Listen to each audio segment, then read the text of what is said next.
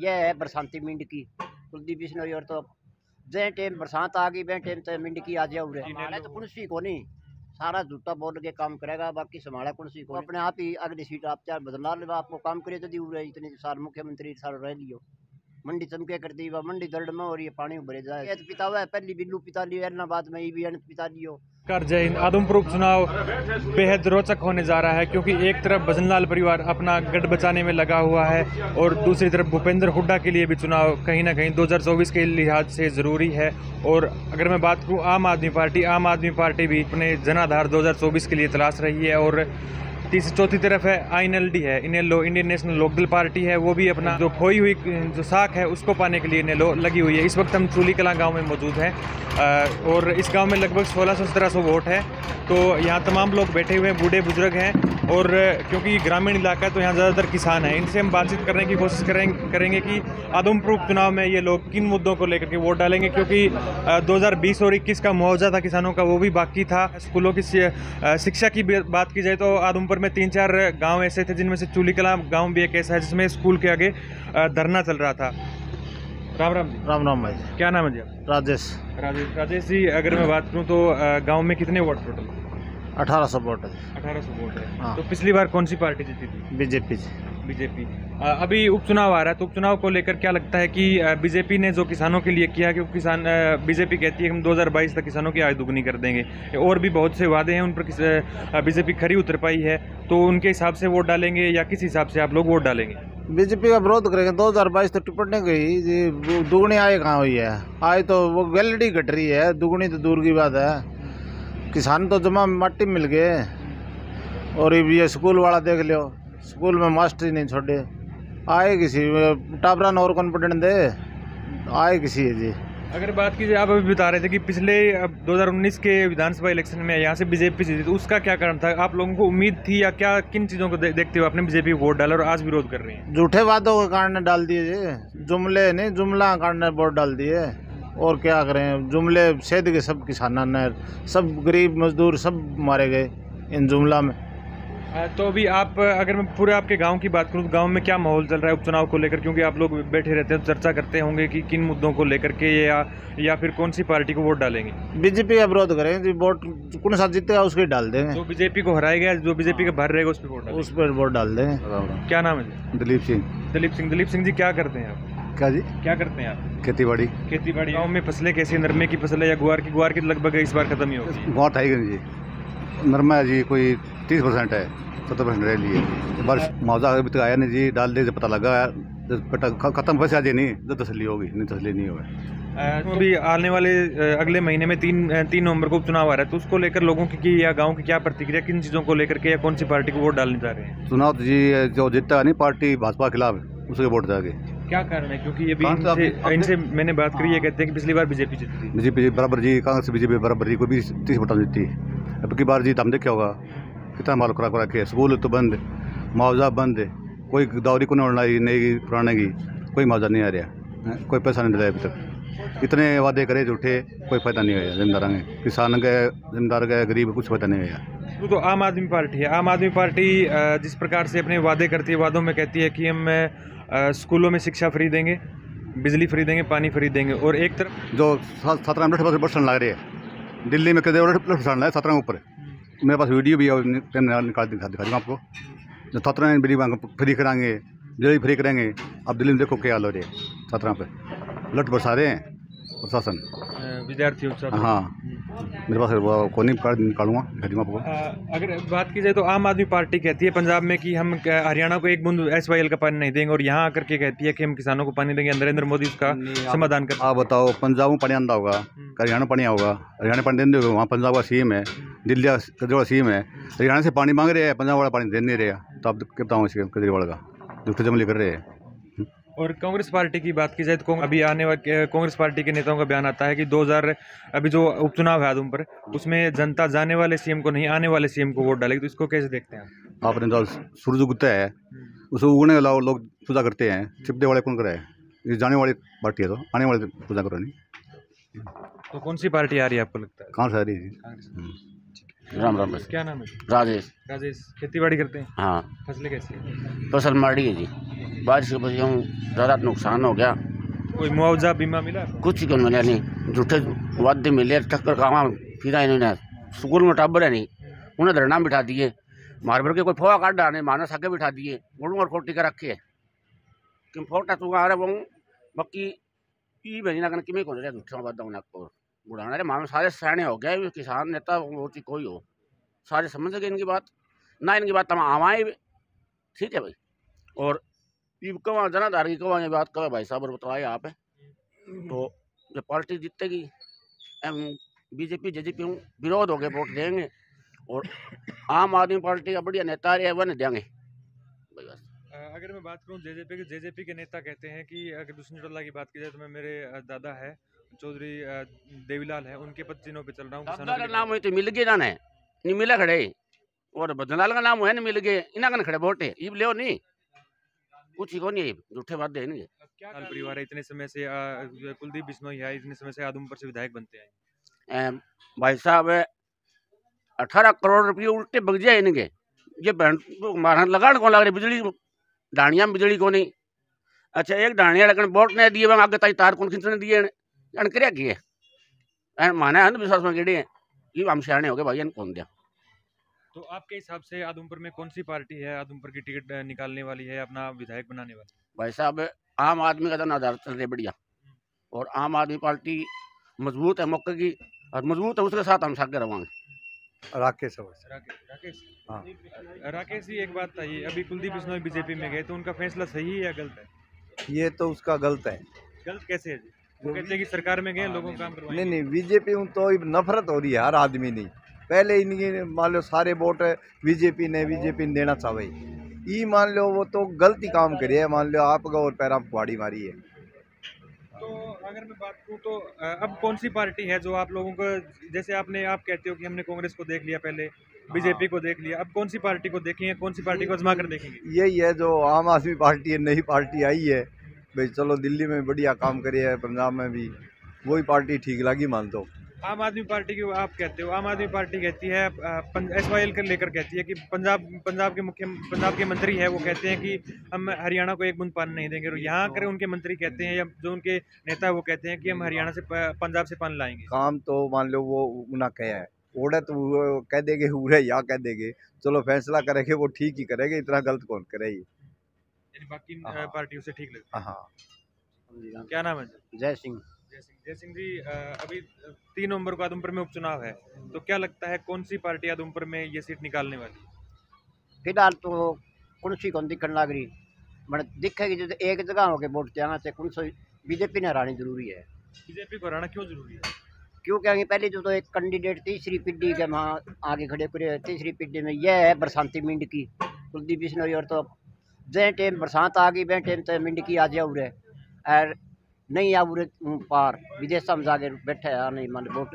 पहली बात तो बीजेपी, दूसरी बात कुलदीप बिश्नोई की और संभाला ही कौन जनता वोट देना के जनाधार है। तो आपको क्या लगता है कौन सी पार्टी आप लोगों को संभाल सकती है, चाहे कोई भी हो, चाहे कांग्रेस हो, आम आदमी पार्टी संभाला तो कुर्सी को नहीं, सारा झूठा बोल के काम करेगा, बाकी संभाला कुर्सी को नहीं, मैंने एन हराना जरूरी है। क्यों इतना क्यों जरूरी है इनको हराना? तो बीजेपी माने स्कूल बंद, मुआवजा बंद, किसान की बुरी हालात कर रखे, सारा चीज बंद, बीजेपी में गए और बीजेपी नहीं हराना।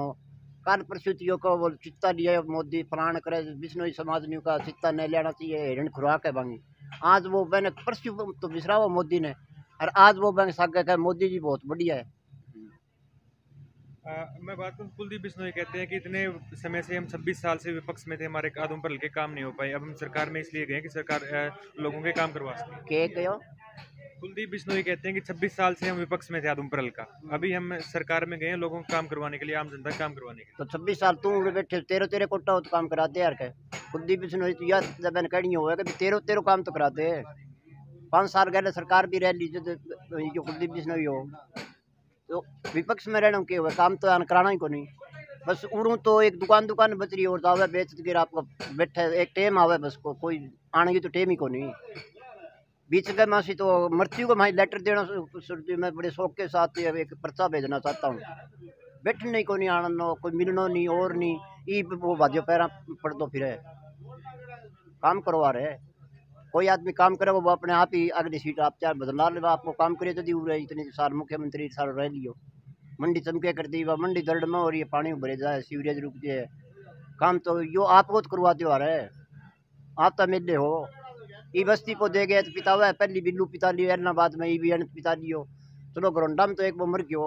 ऐ तो पिता हुआ जनता ने कि भाई ऐ जनता क्यों करे बावड़ी पड़ी है को नहीं, या थाने का देख कर लाग रही है भाई बावड़ा बनावा है कि नहीं बनावा है, क्यों एस को क्या दियो तो ठेठता ही पड़े रहा है, इन्हें बैठे रहा है। मेन कारण तो बीजेपी को फिर कुलदीप बिश्नोई को कारण है कि काम कौन करे। तो कौन सी पार्टी आप लोगों के काम कर सकती है, चाहे कांग्रेस हो, इनेलो हो, आम आदमी पार्टी हो? नहीं बस दूसरा एंगे विपक्ष में कि बीजेपी गए एंगे विपक्ष में वोट गिरते और काम तो ऐसा ही नहीं हल कराया सारा ही झूठा जजा दे के जाना है। राम राम। राम राम। क्या नाम है? प्रताप सिंह। प्रताप सिंह जी, अभी कुलदीप बिश्नोई बीजेपी में गए। कुलदीप बिश्नोई का कहना है कि हम लोगों के विकास के लिए सरकार में गए, तो क्या लगता है? देखो, विकास के लिए अगर जाते तो वो एमएलए पहले भी थे, अपने कोटे गांव में सरपंच होता है, वो भी विपक्ष में जीतता है तो वो भी गांव में काम करवाता है। जो एमपी एमएलए का जो कोटा होता है वो भी उसका लैप्स हुआ है। तो अगर कोटा जो पैसे आते हैं वो लैप्स होते हैं तो काम करवाने का उसका तरीका कहाँ है? अभी 3 नवंबर को आदमपुर में उपचुनाव है, तो कौन सी पार्टी आदमपुर से जीत सकती है? देखो, फिलहाल तो समीकरण तैयार नहीं है। ये जरूर है बीजेपी जरूर हारेगी। जरूर हारेगी? हाँ। बीजेपी को टक्कर कौन देगा? कांग्रेस का कैंडिडेट या आम आदमी पार्टी का? इनेलो? देखो, वो तो कैंडिडेट पे निर्भर है। अभी तक कांग्रेस अपने पत्ते नहीं खोले। कांग्रेस के मैं बताऊं, जयप्रकाश जेपी है और प्रदीप बेनीवाल है, पोखरमल के लड़के। उन दोनों में या एक कैंडिडेट जैसे कि गुरुडाराम है, उनका भी नाम आ रहा है। 3 में से कोई एक आ सकता है। अगर तीनों में से कौन सा हो जो इनको हरा सकता है, टक्कर दे सकता है? देखो, फिलहाल तो अगर बोर्ड माने जाए तो जेपी ही हरा सकते हैं। ऐसा क्यों लगता है कि जेपी इनको टक्कर दे सकते हैं? टक्कर तो इसलिए दे सकते हैं कि वे सदे हुए एक नेता हैं और उनको इलेक्शन के बारे में अच्छी तरह जानकारी है। ठीक है, ये मान लिया आपकी उनको पता है, पर 2009 में उन्होंने चुनाव लड़ा था, वो हार गए थे। उसके बाद में वो यहाँ कितनी बार आप लोगों से या आप लोगों के बीच में आप लोगों की समस्याओं के लिए आए हैं? ठीक है, उस टाइम हार जरूर गए थे, आते रहे। उसके बाद में वहाँ से वे कलाई से एमएलए बन गए थे तो वहाँ भी संभालना जरूरी था। उसके बाद में बीच बीच में आते भी रहे हैं, संपर्क भी रहा है आपसी में कार्यकर्ताओं से, तो अच्छा व्यवहार है उसका। यानी कि आप लोगों का एक ही रुख है कि बीजेपी को इस बार इस हल्के से बाहर करना है? हाँ, बीजेपी का पुरजोर विरोध करना है। अभी आदमपुर में 3 नवंबर को चुनाव आ रहा है, तो उसको लेकर क्या लगता है, कौन सी पार्टी जीतेगी या कौन सी पार्टी को आपका गांव सपोर्ट करेगा? देखो जी, सपोर्ट करने की दिया बात है, बीजेपी जेजेपी का जबरदस्त विरोध रहेगा। क्यों रहेगा?